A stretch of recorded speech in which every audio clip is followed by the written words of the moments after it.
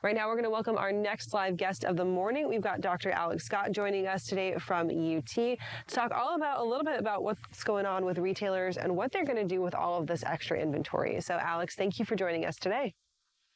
Yes, thank you for having me. Let's jump on in right here. So supply chain experts have often said that inventories need to be low in order to be the most cost effective. But now with what has happened, major retailers and big box stores, the landscape has changed considerably. Wouldn't you agree? Yes. So what you've seen is an excess amount of inventory at a lot of retailers because of the shift in consumer behavior. So this concept of the bullwhip effect, which has happened over the last couple of years, because of people ordering too much inventory. And so now you see some retailers sitting on too much inventory and asking what to do with it, because consumers are now reverting back to their norms of spending more on experience goods and getting out and doing things and services. And so the question for retailers is, what do they do with this excess amount of inventory? And so there's a couple of things they can do. Is one, they can sit on it and just sell it at slower rates than they'd like to, or they could liquidate it or sell it in these secondary markets, which they don't do as often as they do in normal times. So what you're seeing is a lot of retailers having to liquidate or sell goods in secondary markets more than they have in the past. So, Alex, last year we kind of saw this pivot from a lot of major retailers saying, you know what, we're going from lean SKUs, lean inventories to being more prepared for the just in case, for this consumer behavior that was really adapted during the beginnings of the pandemic when really just people couldn't get anything. And so they changed their buying habits. But now that consumers are having to deal with inflationary pressure, they're having to deal with a dollar that's really getting them way less than it was back in 2020. They're pulling back on what they have. And now these retailers are saying, you know what, we've got way too much stuff. We just can't handle the amount of inventory that we do have. What are some of those tactics that they can have to move the inventory but minimize their losses, and while they're still getting ready for the next buying cycle, which the American consumer is always looking for the next new thing? Yeah, so the big thing that they're going to do is offer one, price discounts to hopefully get demand up and get that product out the door. The other thing, and this is what you're seeing a lot now, is selling it on to these secondary retailers, the TJ Maxx's of the world and specialty stores and local stores. And so that is a way to get the inventory off the books quicker than they would have had if they did not liquidate it. So that's what you're seeing is this shift in how they distribute goods through the supply chains, getting stuff out of their stores and out of their DCs to these secondary markets where they take a hit in the short term because they sell it at lower prices than they're expecting, but they do get it off the books and out of their warehouses and whatnot. And where are the opportunities for freight companies, whether they're brokers, shippers, or the above, and can they help during times like this? Yeah, so brokers and 3PLs typically thrive during periods of upheaval. So brokers will often dominate. So let's say you have a natural disaster like a hurricane. That is the areas where brokers really thrive because they bring together this big demand spike for freight and all of these different suppliers who might not normally supply into those markets. So in the short term, when you have an upheaval, supply of trucks with the demand at these new locations, say in this secondary market. Asset-based carriers typically have not dominated that market because asset-based carriers like predictability. They like to have routes that they can have drivers go on. They like interconnected routes so they can utilize their assets the best. So what you'll see if you see an upheaval, and especially if it's short term, brokers thrive in those markets. So that would be a good environment for brokers to provide services to meet these kind of different from historical distribution networks. So, Alex, when we're talking a little bit about kind of the current situation that these big box retailers are in, what do you think is the most concerning either piece of their situation or the overall trend that it shows for the broader economy and the broader space of just retailers in general?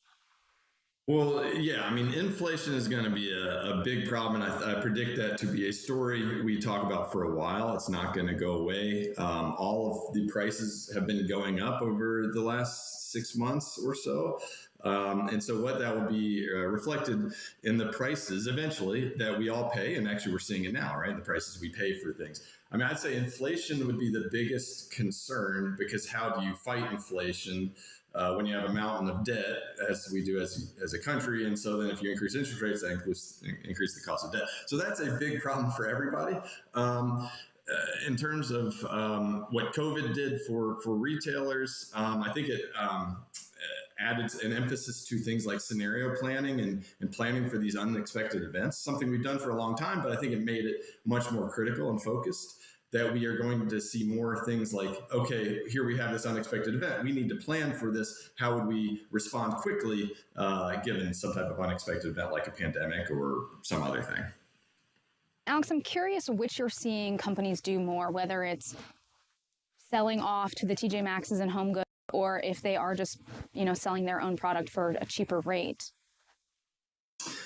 Yeah, well, so you see both. I've heard more stories and read more about it being sold into secondary markets. So I would say that's certainly been happening. The relative magnitude is difficult to say, but that certainly has been a way to do it. And again, so the advantage of that is it gets it immediately out of your DC. Even if you reduce prices, or out of your stores and your DC. If you reduce prices, you still have to wait for demand to show up and get it eventually, because that's based on consumers coming to your stores and buying that and getting it out of your distribution.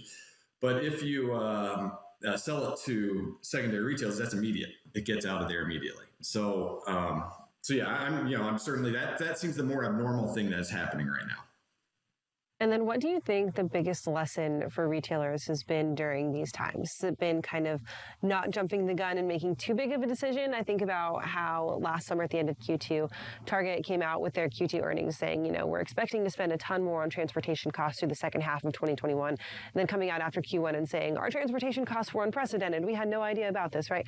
Like there was a little bit of an idea. Do you think that this lesson has been for these big box retailers to maybe take a more critical eye at their supply chain and understanding the costs that are going into it? And then do you think that has shaped them up for the next big disruptive event that will eventually happen? Yeah, well, first of all, let's hope that something like that's as broad and widespread as the pandemic doesn't continue to happen. I think what you have seen is that these retailers, so they kind of jumped together. They went overboard on these things. Again, this is kind of the bullwhip effect so you're basing it on demand patterns of the last 2 years, 2020, 2021. But that was when consumers couldn't really do things like get out and spend money at amusement parks and on vacations and whatnot, because everybody's locked down. And so I don't think there was much anticipation of that shift. I think it was just looking at the short-term historical during the pandemic. Let's just assume this increases or continues or increases linearly or at the same rate, and where there was a big change in consumer behavior. So I think that's the big lesson. Let's consider the dynamics of that situation.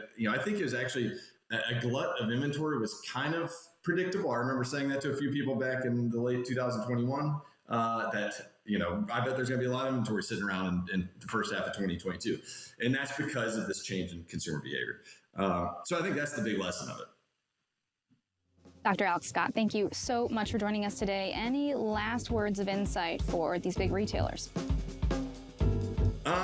So I think the big one is really that the economy and the consumer will return to somewhat normal. I think things like increased e-commerce will continue after the pandemic, but I think the spending patterns of consumers will get back to normal. And so planning based on data and information pre-pandemic probably makes a lot of sense now, in the assumption that hopefully we continue to not go back to what we were during the pandemic. So I think pre-pandemic is a bigger indicator of the future now than the pandemic period.